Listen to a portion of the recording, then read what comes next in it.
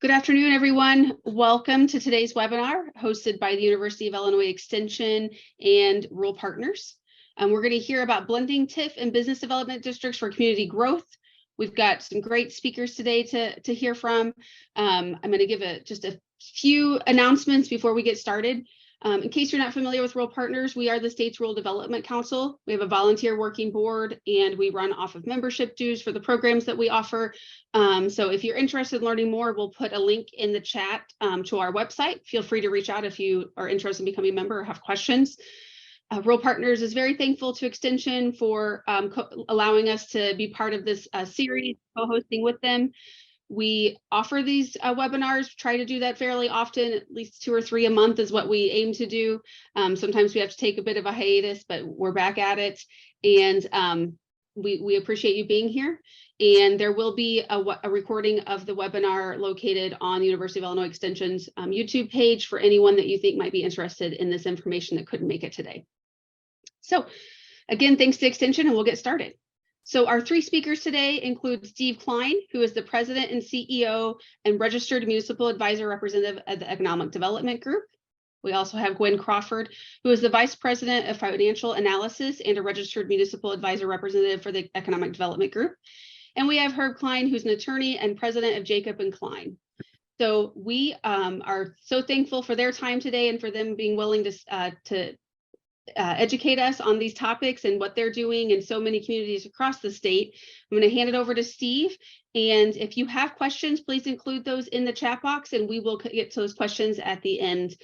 This webinar is scheduled for an hour, but I think our speakers are willing to go over if there are a lot of questions at the end. So just put those questions in the chat box and we'll get to those after they get through their presentation. Thanks so much. I'll hand it over to you, Steve. Thank you, Laura. I appreciate that. And we certainly appreciate the opportunity to spend a little time with all of you today and to talk about tax increment financing and business development districts. It's a topic that, of course, we work with every day. I'm trying to get my slides to move here. We're actually 2 companies combined into one for practical purposes. Jacob Klein is a law firm, it's an economic development law firm, and the Economic Development Group is the consulting side. And so I just want everyone to understand that Herb is the attorney in the room. I'm not the lawyer, but Steve Kline and Gwen Crawford are the 2 who are presenting today, who are consultants with the Economic Development Group. And so while we work together and, everything we do with tax increment financing and business development districts are really very closely bound to statutory requirements for which Jacob Klein helps oversee all of those legal requirements and prepare documents and look at all of the compliance issues that are necessary to work with. Gwen and I work on the side of providing technical assistance and administrative support to both local officials and developers who are trying to implement these tools and use them on a day-to-day basis. If you're in a community that has tax increment financing, maybe you have a business development district or you're thinking about creating one or both to use for your economic development purposes, then you're in the right place. We hope that our presentation today will give a little bit of information to all of those groups. And incidentally, looking at the roster for those who had registered earlier this week, we have a nice mix of folks on the participant list today. At least 71 of the communities that are represented among the participants are already using tax increment financing. There's at least 24 of you, about 24 of your communities are using a business development district already, and 22 of those have both. Of those who are on the program or listening today, 22 of you already are using TIF and business development district for your economic development. And that leaves about 40 to 45 or so who haven't as yet experienced either tax increment financing or business development districts. So again, I think that we have a little something to offer, hopefully for all of you, and we'll look forward to addressing your questions at the end. We're going to try very hard to make sure we have plenty of time at the end to address those questions, because that's often the most productive part of one of these programs, is when we get to hear what's on your mind and what you'd like to know. Tax increment financing, as you know, has been around for a while. It actually began in Illinois back in 1977. So TIF has been around for well over 40 years, and business development districts really came into being in about 2010. But we're going to take just a few moments here, and we're going to try to give you a brief overview. It's going to be very brief about what TIF is, what is a business development district. We're going to spend a little time looking at how the two different tools compare. We'll look at their similarities as well as their differences. We want to give you an example of how you can blend TIF and business development district incentives together. So we're going to have a little bit of a projection on a hypothetical project that will be able to show you how these two actually work and can be combined in the same type of written development agreement that you might use for either one. Both can be combined in the same type of deal. And then, of course, we'll look forward to your questions at the end. So that's kind of the broad scope of what we're going to try to accomplish today. So really, to kind of jump in here, I'm going to ask Herb to give you an overview of tax increment financing, and just kind of look a little bit at how it works and what it is. Thank you, Steve, and welcome everyone, and appreciate the opportunity to talk to you today a little bit about this. As Steve mentioned, this is what we do on a daily basis. Doing a number of programs like this, as our office does, we find that it's always instructive to just briefly go over the concept of TIF, tax increment financing. And this slide really summarizes it in a well convenient manner. TIF is a very we find misunderstood statute. It's a very lengthy statute. In many ways, it's an ambiguous statute, but at its core, it's really a simple concept. All of our property taxes, anybody that owns real estate gets a property tax bill. Those property taxes are determined by two factors: the assessed value established by the local assessor, what they think the property is worth, and times the cumulative tax rate of all the taxing bodies that have the authority to levy real estate taxes against that property. The county, the municipality, the township, and whatever other taxing districts might exist, whether it be park districts, fire districts, library districts, the community college district is going to be in place. So that determines what property is worth, and that determines what your real estate taxes are. So if a TIF is overlaid on top of that property, that does not change how the taxes are calculated. That does not change how much of a tax bill an individual gets. In a community that's new to TIF, that's one of the first things we have to do is educate on that issue. TIF is not a new tax. It's a reallocation of the tax that's being generated by the property. So when you establish a TIF district, every parcel, every individual tax identified parcel has a base equalized assessed valuation, which is going to be the most recently certified EAV. And as that parcel grows in EAV, whether it's improved, it's renovated, and the assessor believes the property is now has a higher value, it increases the EAV, and therefore it gets a higher tax bill, or whether it's because something new is built, an old building is torn down, or a vacant piece of property has a building built on it. It's now going to have a higher EAV, therefore generating an increased tax. That increase in the real estate tax that's generated over that base EAV is the increment in tax increment financing. And those increased dollars are collected as if there was no TIF by the county through the tax process. But that incremental portion of the taxes is reallocated back to the municipality for the life of the TIF district. And the initial life of the TIF district can be up to 23 years. So the city receives that money from the county. That's the increment.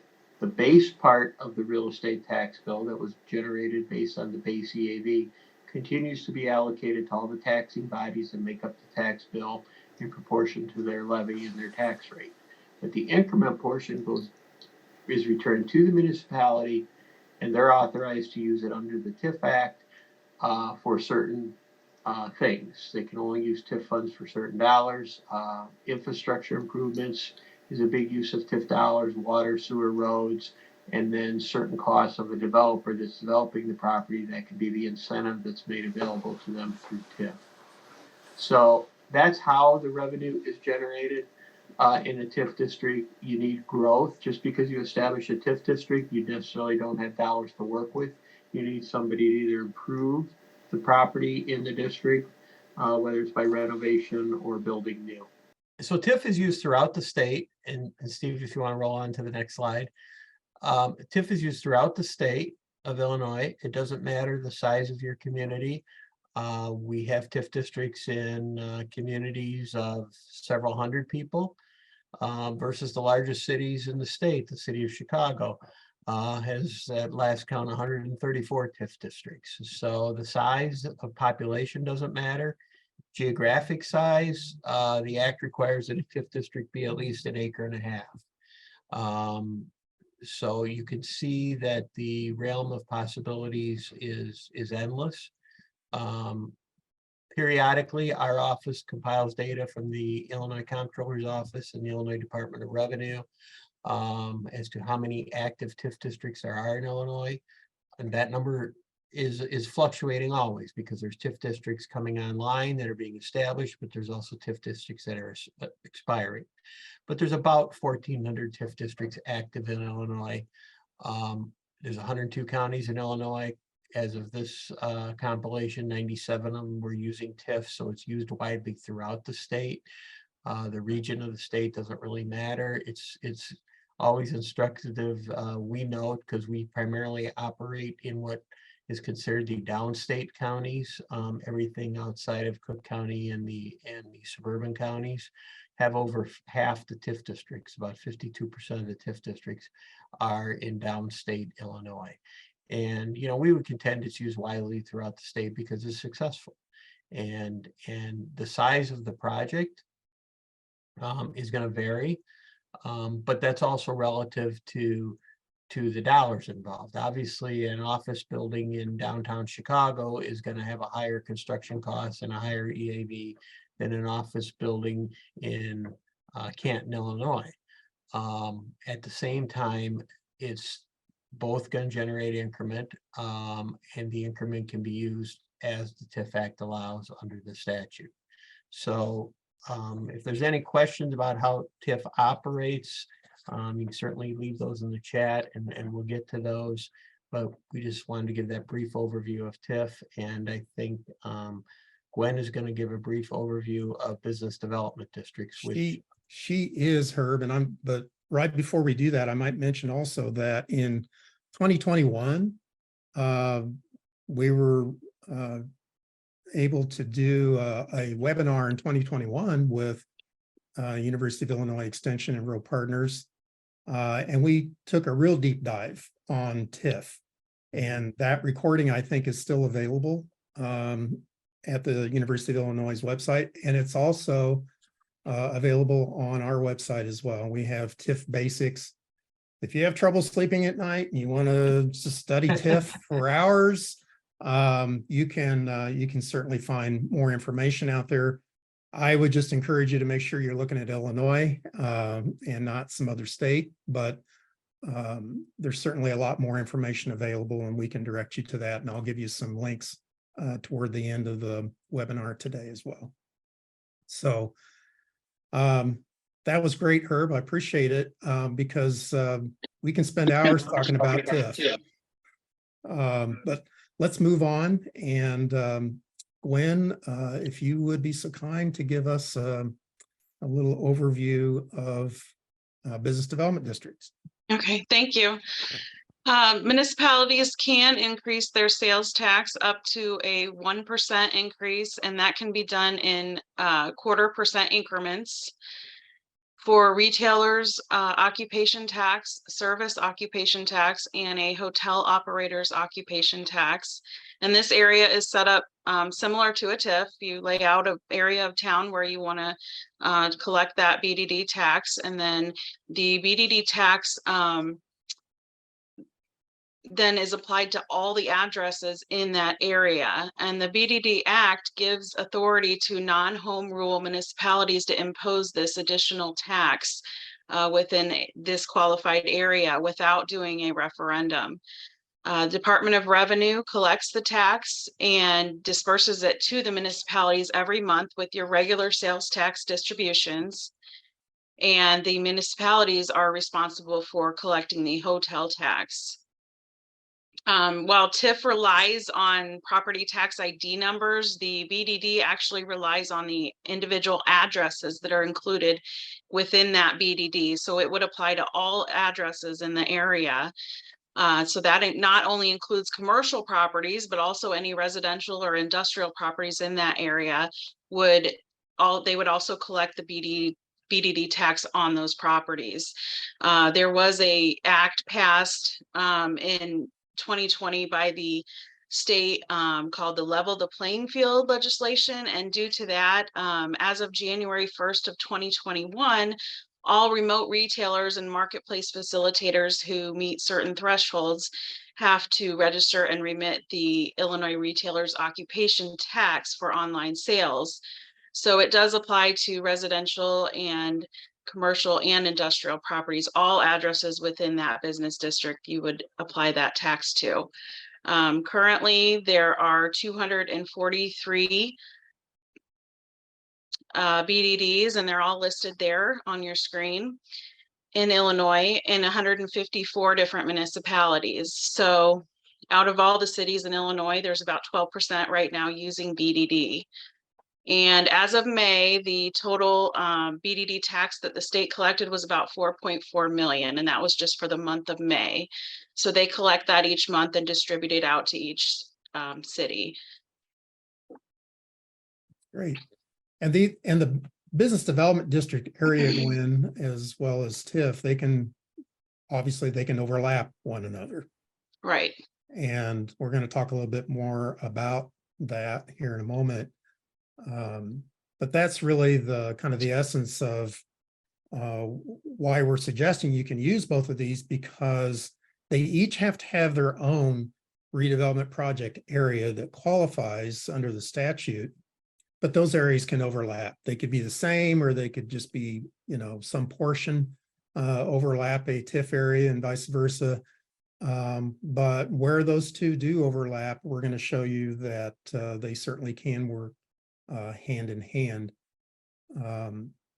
So there's going to be a number of takeaways from this I think you're going to want to keep in mind as you listen as we move forward here. But obviously you're going to hear from us more than once explain that tax increment financing, when you create a TIF district, by virtue of creating the TIF, you are not creating a new tax. It's not a tax. It's a reallocation of a portion of the real estate tax bill that results from an increase in assessed valuation within that TIF area. Business development district, that is the imposition of a new tax. And as Gwen mentioned, you can certainly start small. It can be as small as a 0.25 0.25% rate, or it can be up to 1% total, and that's for the retailer's occupation tax, the service occupation tax, as well as the hotel tax.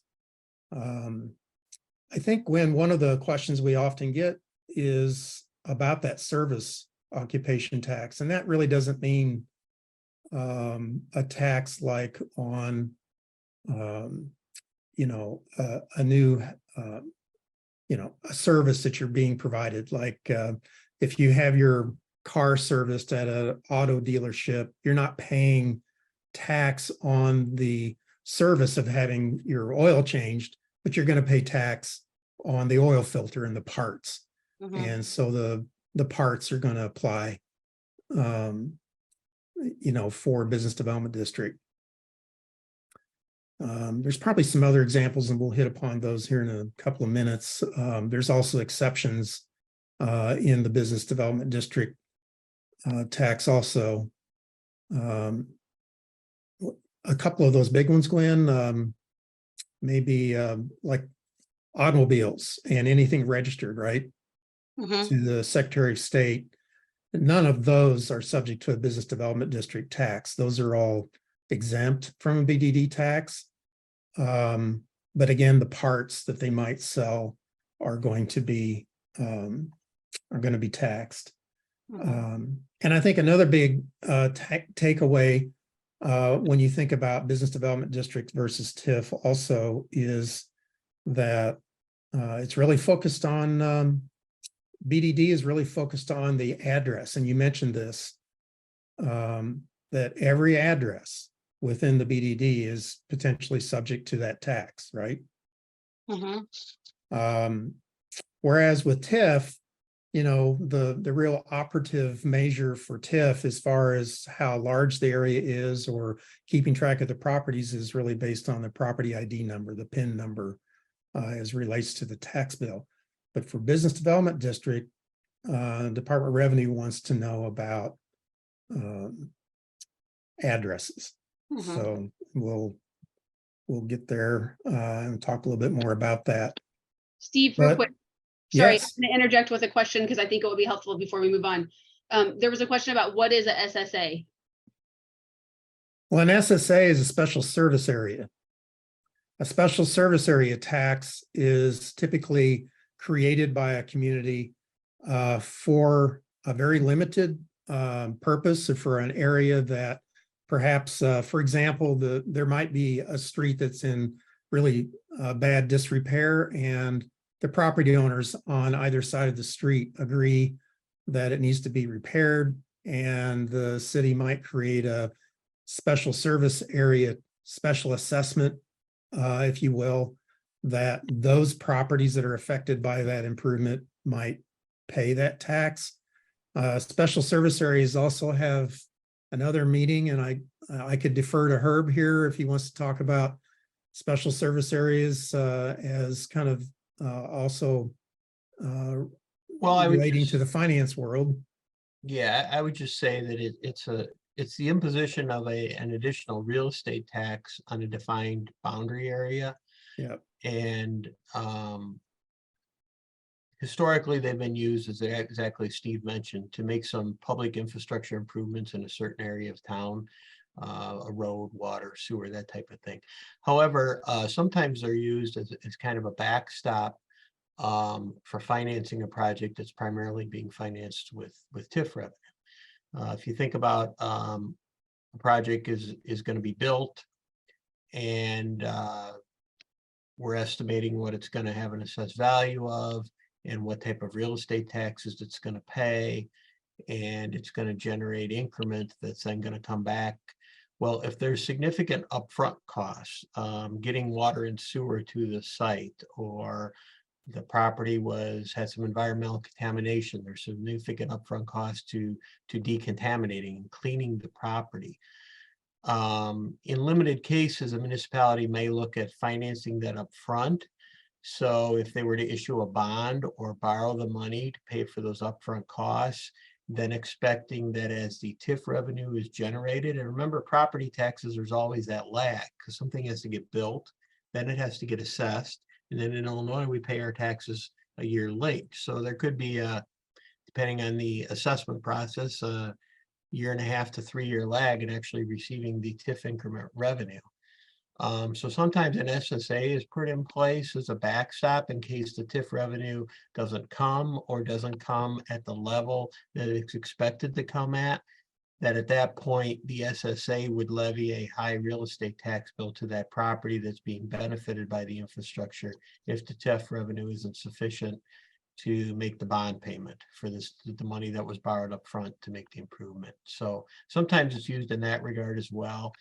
That's really a little more of a complex issue, and might be a good topic for another time as to how you finance some of these TIF and BDD projects. So, okay, Steve.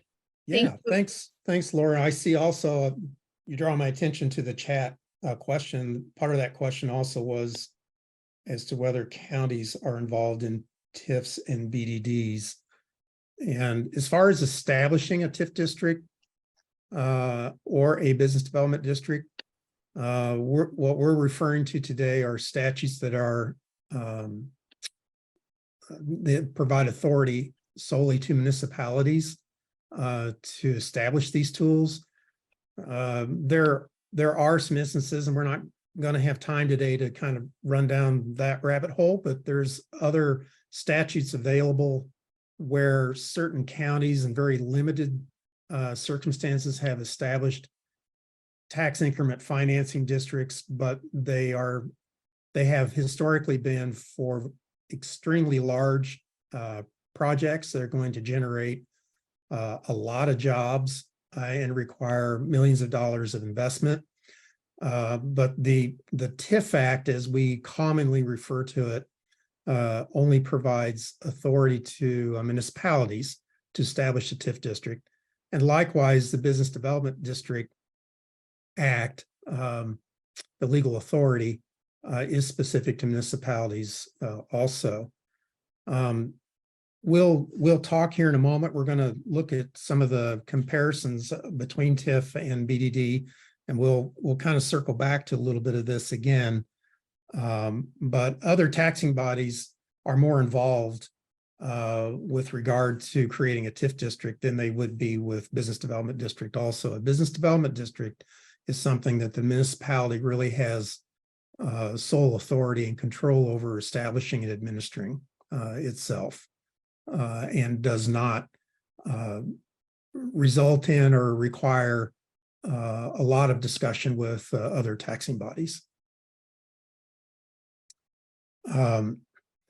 And Laura, I'll kind of leave it to you to inject the questions as you want to. I need to keep my eye off the chat box maybe, because I'm tempted to want to answer them when I see them, but yeah, keep going, Steve. I just thought that maybe explaining the SSA in case you refer to yeah, it. no, that's fine. But I think it's fine too here. Someone's asked about getting approvals from property owners that will be within a proposed business district. Again, the municipality has the authority to establish a business district area as long as the area qualifies, and we're going to talk more about that here in a moment. And same with TIF. The municipality has the authority to include property in a TIF area if the area qualifies and it's deemed to be necessary and will help the plan. With business development districts, there may be some really good benefit from having more preliminary discussions with some of the business owners and property owners as to the potential use of the business development district funds, so that they understand that while the municipality is increasing the tax rate, the municipal sales tax rate, that is, that money has to be channeled right back into the area that's being served by it. And so it's different from, say, a home rule rate or even the municipality's share of the state sales tax, which cities and villages can use anywhere within the municipal boundary. Business development district money has to be spent within the, for private uses, it has to be spent within the business district defined boundary area. So just kind of moving on here, a natural question is why not just rely more on TIF rather than creating a business district that creates that new tax? And that's a common question. And what we often kind of encounter, at least on the first pass of the discussion, are some of these kind of general comparisons. And I'm going to kind of run down here with TIF, and Gwen can kind of summarize the business district side of it here in a moment. But with tax increment financing, it is a longer, typically a more complicated procedure to create a TIF district. It's going to take, a matter of several months, maybe 4 to 6 months, typically to create a TIF district and get through all the statutory steps and requirements. And as Herb mentioned earlier, it's going to take at least a couple of years before a new project in a TIF district is going to generate new TIF funds. So if a project is constructed this year in 2023, it's finished in 2023, it's going to be fully assessed for real estate taxes in 2024. So the first new real estate tax increment, the TIF increment resulting from a project constructed in 2023, probably is not going to be available until 2025.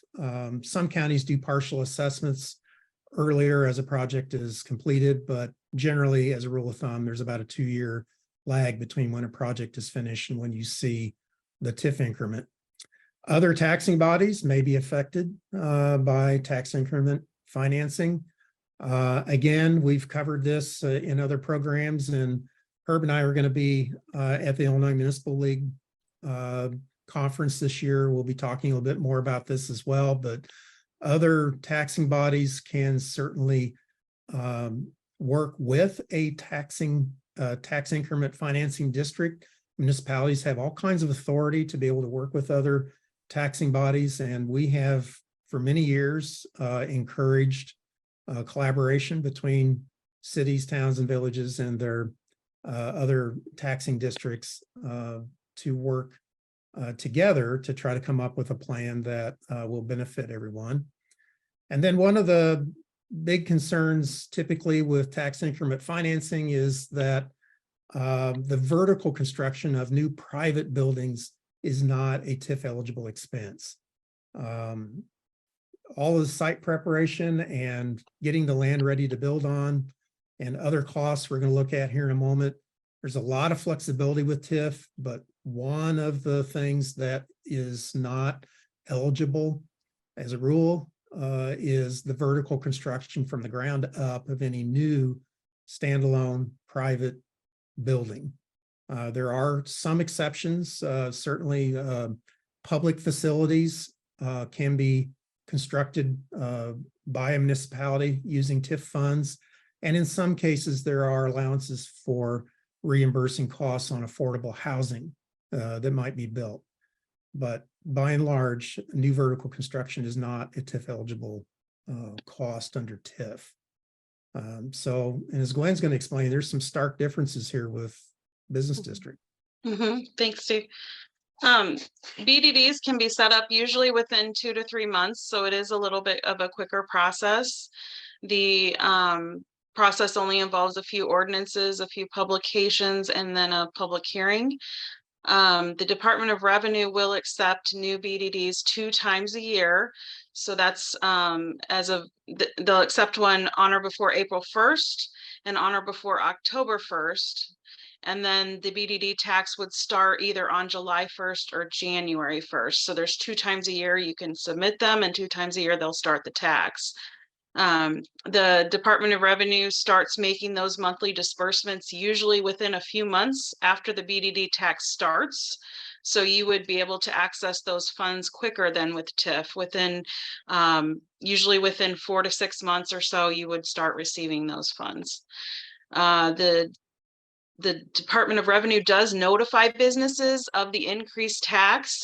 But some municipalities have, met with their businesses to let them know that this is coming and you will have an increased sales tax, but it does not require the approval of those property owners. But some municipalities find it helpful just to let them know about it, even though they don't need their approval. And as Steve mentioned, there are no other taxing bodies involved. Only the municipality is involved in this. And then unlike TIF, you can reimburse new vertical construction costs with BDD funds. Those are included under the BDD Act as eligible expenses. The BDD does not impose a new tax, but most retailers won't. I'm sorry, the BDD does impose a new tax, unlike TIF, but most retailers, don't really, when people are buying something, they don't really notice that 1% increase, or if it's smaller, it would be less noticeable even.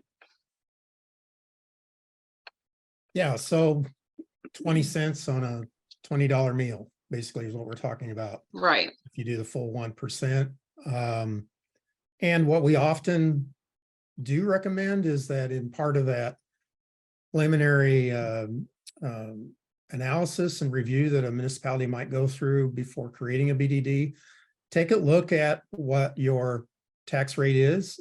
Take a look at the sales tax rates that are in communities that are nearby, because I think that'll provide you some insight as well as to, would you want to consider creating a BDD with that full 1%, or maybe a 0.5% will get you where you need to be, and you'll still be kind of on a competitive level playing field with some of your neighbors.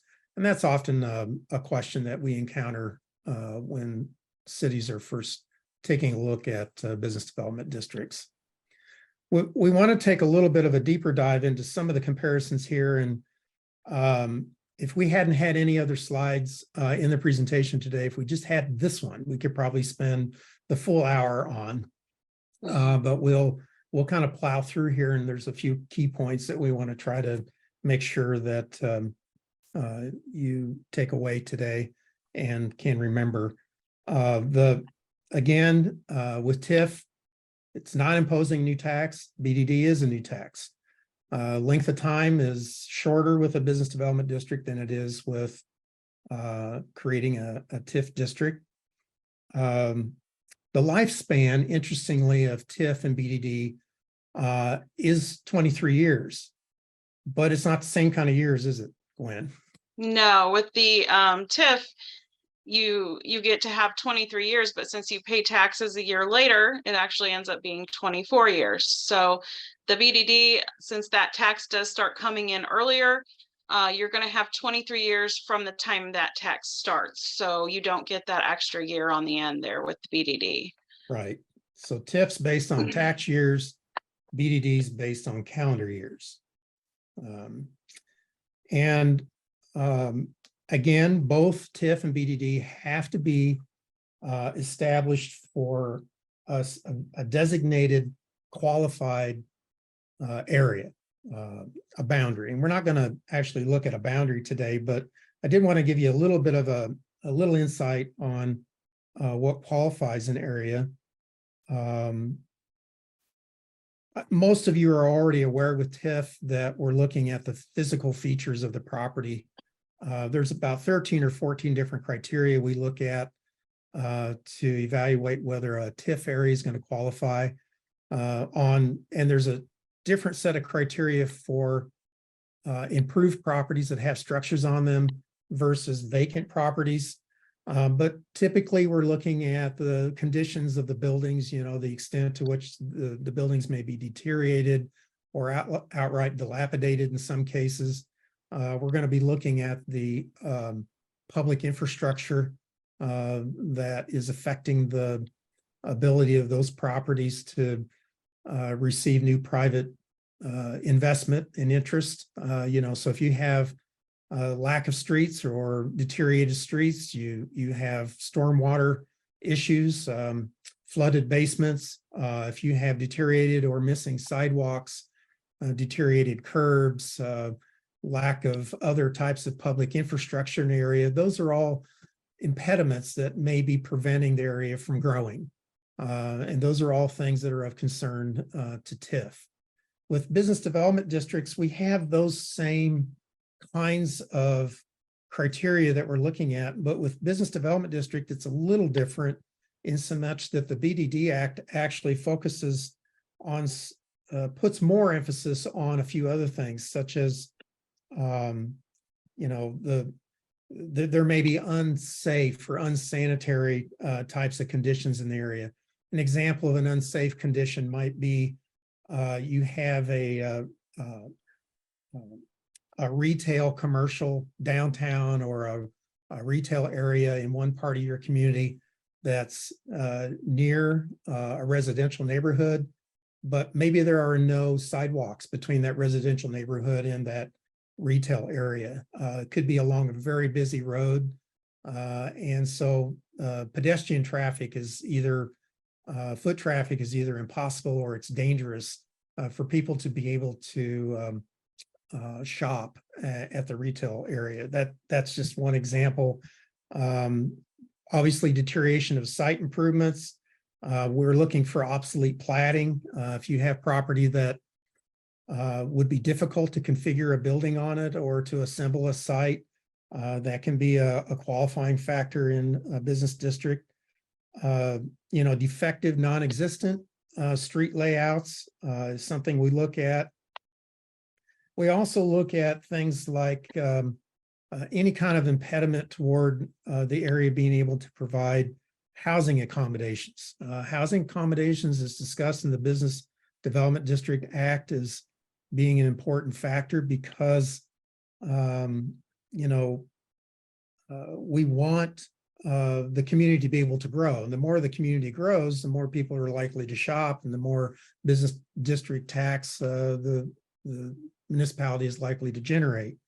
And yes, business development district funds can actually be used in residential neighborhoods. So don't think of BDD areas only being limited to encouraging commercial or retail development. Business development district tax revenue from the BDD fund, the municipality can support retail, commercial, certainly, but it can also support industrial development as well as neighborhood residential redevelopment also. And I think that's significant to keep in mind because, as Gwen mentioned earlier, those BDD taxes apply to all addresses within that BDD area. So even if you have homes, if you have residential addresses within the BDD area, if they're buying online, their online purchases will be subject to the BDD tax. Well, you want to be able to include in your BDD plan, your business district plan, you want to be able to anticipate that there's going to be some street improvements, some sidewalks improved, or maybe you have residential areas where the homes themselves are in deteriorated condition and they could benefit from some business district assistance. So just keep in mind that you can use business district for all of those things. And then more broadly, business districts are really looking for, economic underutilization of the area, anything that causes some kind of an economic or social liability, and it's just a overall endangerment to health, safety, or the welfare of the community. So it's a much broader kind of scope of qualifying factors we might be looking at. But we're looking for the fact that there's been the lack of growth and development through private investment, just like TIF. We're looking at the availability of the BDD is something that absent BDD, the area was probably not going to be likely to redevelop, very similar to that but for TIF condition that many of us are familiar with. The BDD area has to be contiguous. The boundary has to be contiguous, just like a TIF district is. And the properties that are included in the BDD area, just as in TIF, they all really need to have some promise for some benefit of being in the BDD plan. And obviously the business district plans as well as the TIF plans, they all have to conform with a comprehensive plan if the community has established one. And we've already mentioned that municipalities have sole authority to administer these. The one thing Gwen works with a lot are administering these written agreements that are created for both business districts and for TIF, and also their annual reporting. Gwen, you want to kind of speak to Sure. those two things? Sure. Both with TIF and BDDs, we will review the applications that come in and prepare projections for the cities that we work for and kind of go through the different options that the municipalities have for a written agreement. But every time you want to reimburse a private developer in a TIF or a BDD, it does have to be done by written agreement. So then our attorneys prepare those agreements for the municipalities to approve. Then once those are approved, we would administer that agreement. We have to verify the project gets completed within a certain amount of time. And then verify the eligible expenses that are included in those agreements. And then once those expenses are approved, we have to advise our municipalities on how those reimbursements are to be paid, whether they're just paid in a one-time deal or whether it's a series of payments over a number of years. We have to keep track of how much they've paid out and how much is remaining in those verified eligible expenses in each agreement that each city has. So that can be a lot to keep track of. We have quite a few of those. And then, you know, we do that on behalf of the municipality and keep track of all of those. For reporting, the state comptroller does require for every TIF district that you file an annual report every year with the state comptroller and that you hold a joint review board meeting with the taxing bodies each year to go over that report that you file. And that annual report is based on each city's audit each year. With BDDs, there is no annual reporting required, but we still track all of the expenses and increments and agreements just like we would with a TIF. And then that information would also be included in their annual audits. Great. Herb, could you give us a little rundown on the kind of the statutory uses of the Yeah, in funds? the interest of time, I'm you know, they're for somewhat they're self-explanatory, but you could spend your TIF dollars and your business development district dollars as they're generated, as authorized under the Act, the TIF Act or the Business Development District Act. And then also each TIF district or BDD's district is going to have a plan in place that the municipality has adopted. And since those plans can last initially up to 23 years, there's procedures in both of the acts to amend those plans over time. But an expenditure has to be authorized by the plan as well as allowed by the law. And the TIF Act expenditures, the act goes on for pages listing them.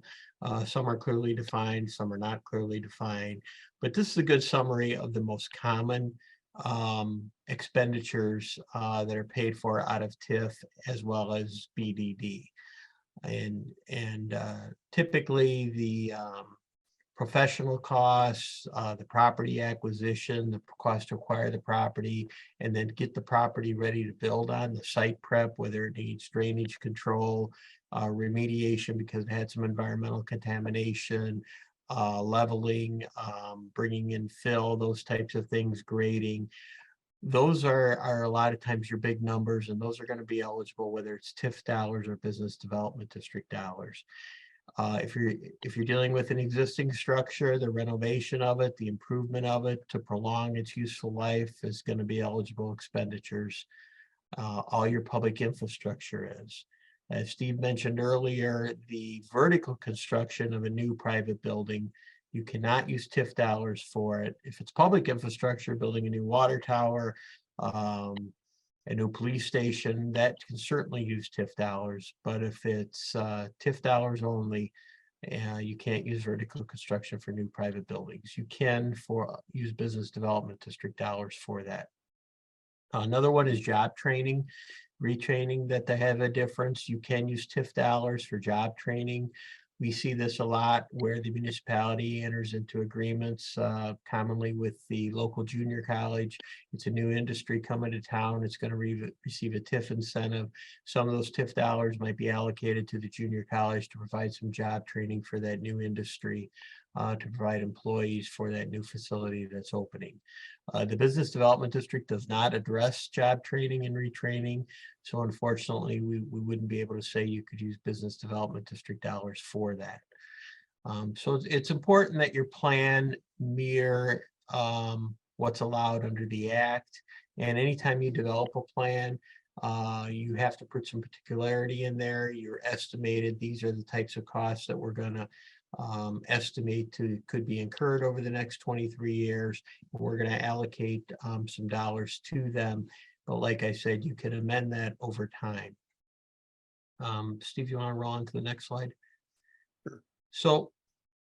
So you can spend the dollars, but as Gwen mentioned, if you're going to be reimbursing a private developer, you're going to be offering an incentive to them to renovate the old building downtown that you want to save, or to locate their business in your town and build that new facility. You have to have a written agreement with them.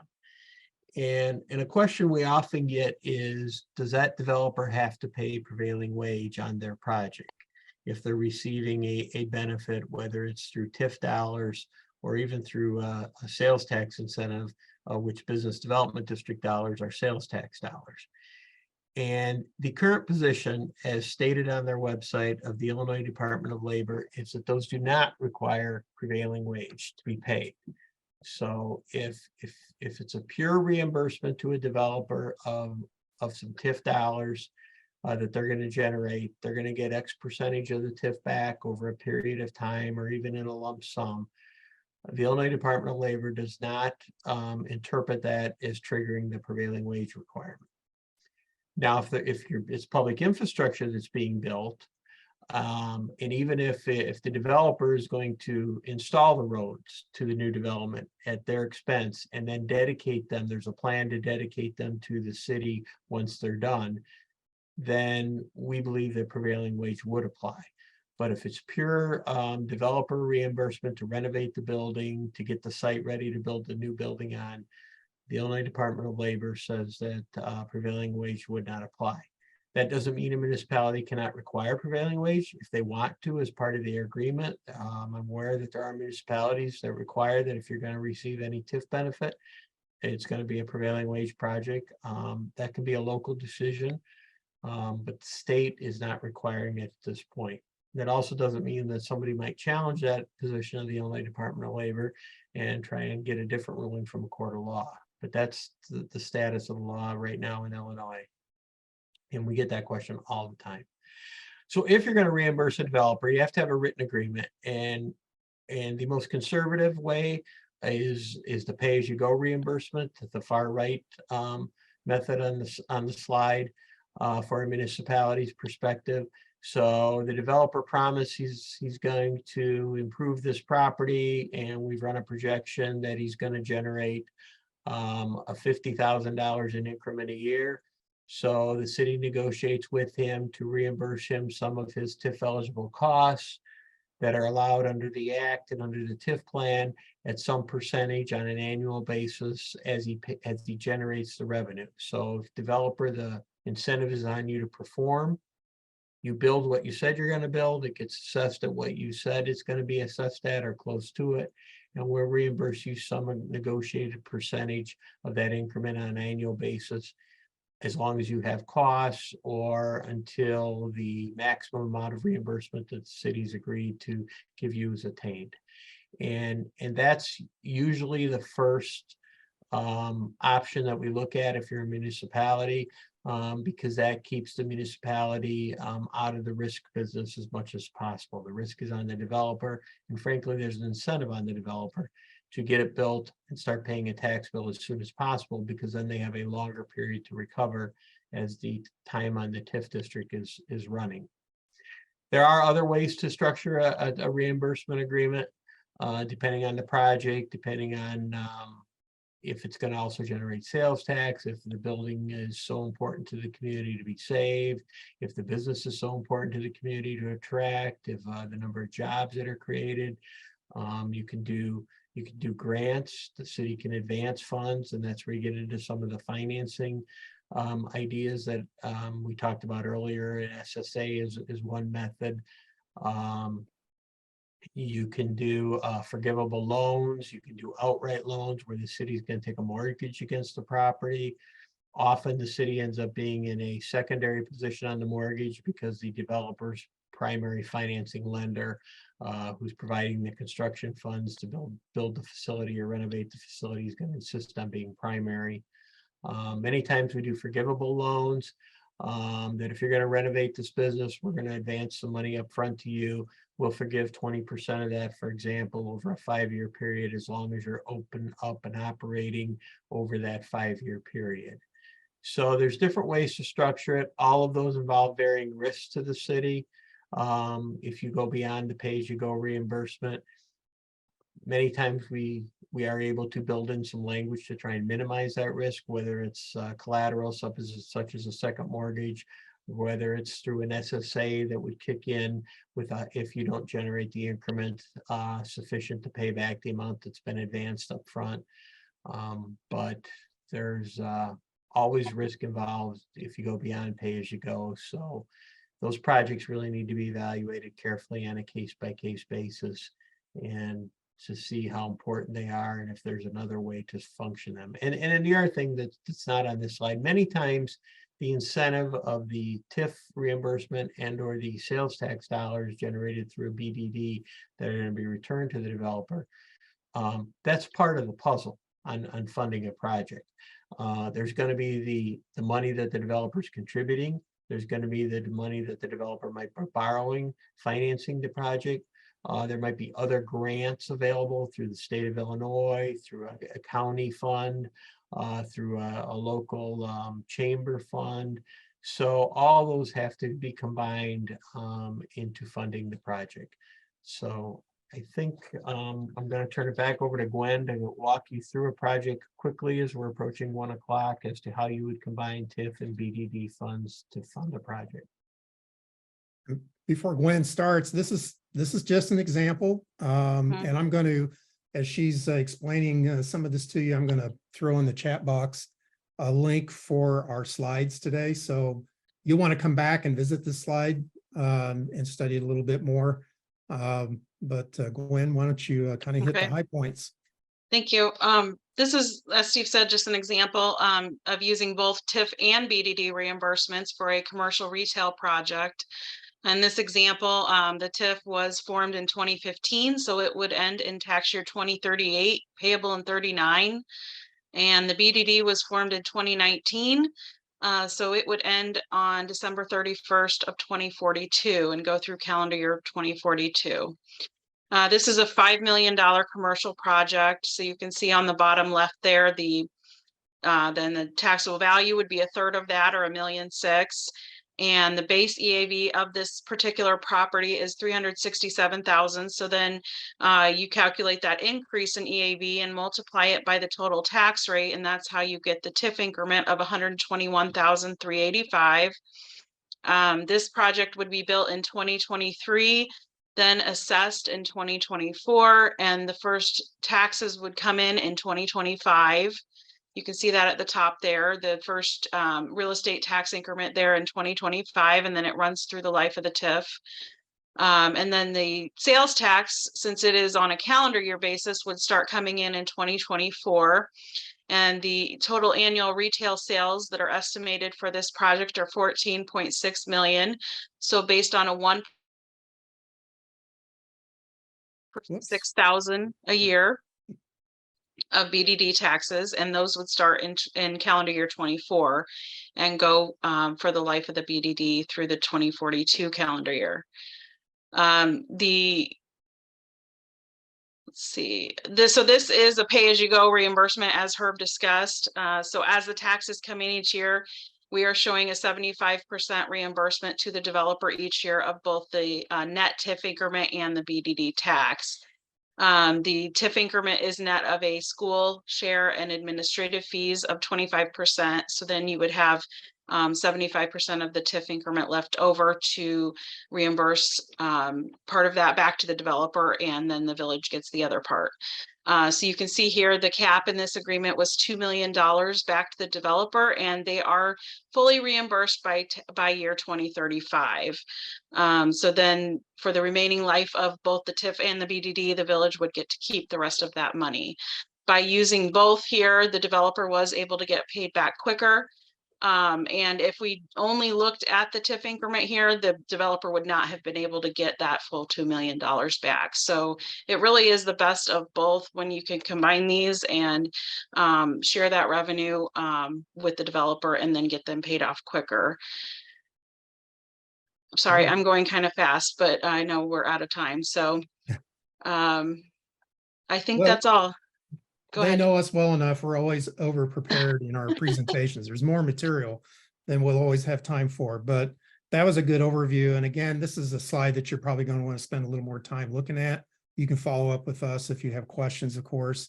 I think one of the real takeaways from this as well is that even though we used a 75% annual reimbursement rate for both the BDD and the TIF in this example, if you look at the final results, the totals there after year 2042, the city actually still ends up with 54% of the total revenues that were generated through TIF and BDD, because they continue to receive all of that revenue after the development project costs have been paid off.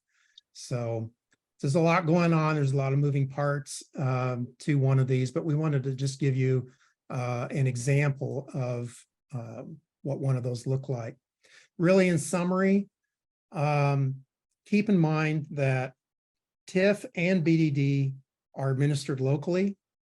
Neither one of these are an entitlement program. It's not automatic. Just because somebody is in a TIF area or a BDD area doesn't mean they're automatically entitled to receive any benefits. They have to apply for it. They have to request the assistance.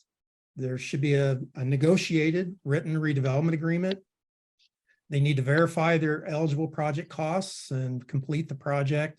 And then the city should have a procedure then for verifying all of that before they actually pay out the reimbursements and the developer receives those funds.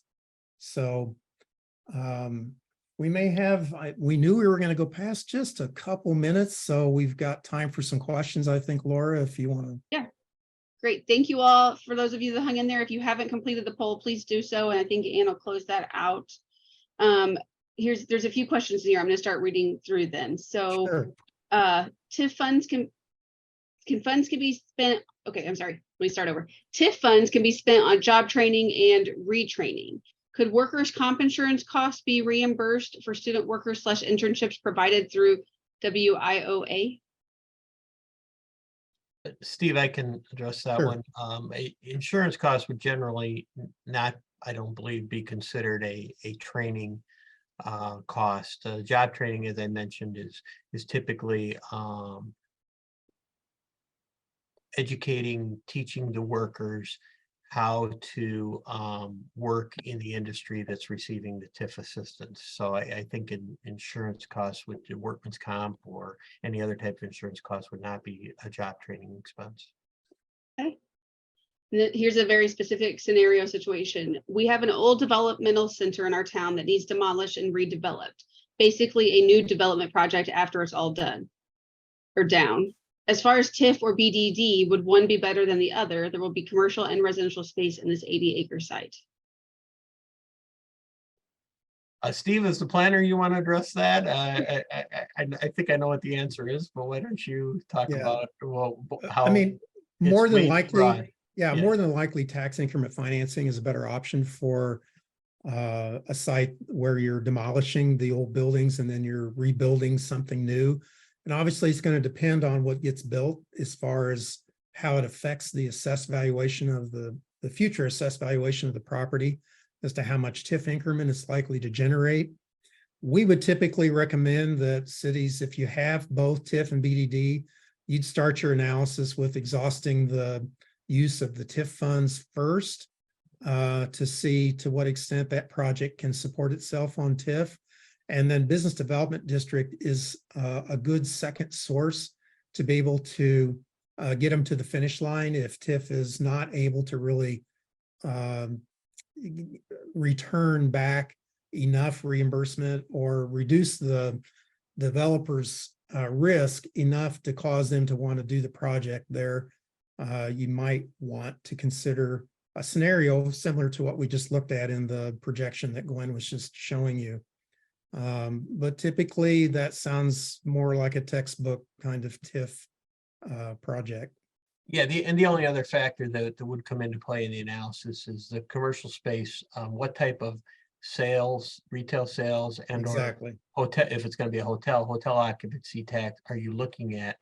You know, if it's going to be office space, BDD is not going to be helpful at all, or if it's going to be very limited retail space. But if you have significant retail, or perhaps it's a hotel where the BDD tax also can apply to the hotel motel tax, then that may make that option a little more attractive. So you I need would to know that. I would add too, we don't have time to talk about enterprise zone today, but certainly if your community has an enterprise zone, and if you've overlaid TIF and business development district over a portion of an enterprise zone, you have a trifecta. You could essentially benefit from all three. Now, you cannot reimburse real estate tax at the same time you would be abating tax, so through an enterprise zone. So in those cases, tax increment financing controls the real estate tax incentive that would be offered.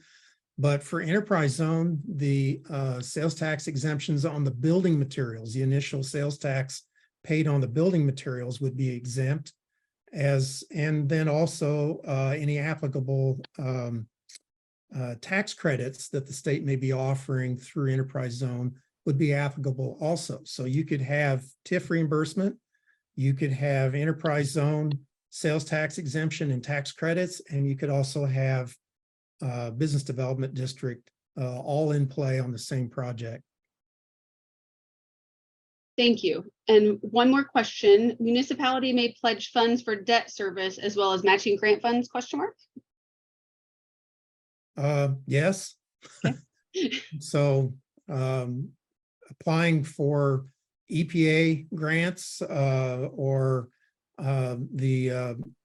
anything through Department of Natural Resources, maybe for park recreation trails, as long as those areas are within the redevelopment project areas, the BDD area or TIF area, then a portion of TIF or BDD funds could be pledged or earmarked, if you will, as matching funds for those grants. All right, we have exhausted the questions. Thank you all three of you for a wonderful presentation. We always enjoy having you join us, and had a great turnout today. So thanks for being with us. Thanks to our attendees for joining. Thanks for those of you that stuck with us after the hour mark. Please look out for future webinar series that are scheduled. Trying to pull up real quick when the next one is. I believe it is next Wednesday at noon. We're going to talk about county government ARPA projects. And thanks again to everyone. You should be getting an email from Nancy in the next day or two with slides, as well as I think Steve put a link in the chat to the slides and the recording. Thank you all. Thank you. Thank you. Thanks for having us.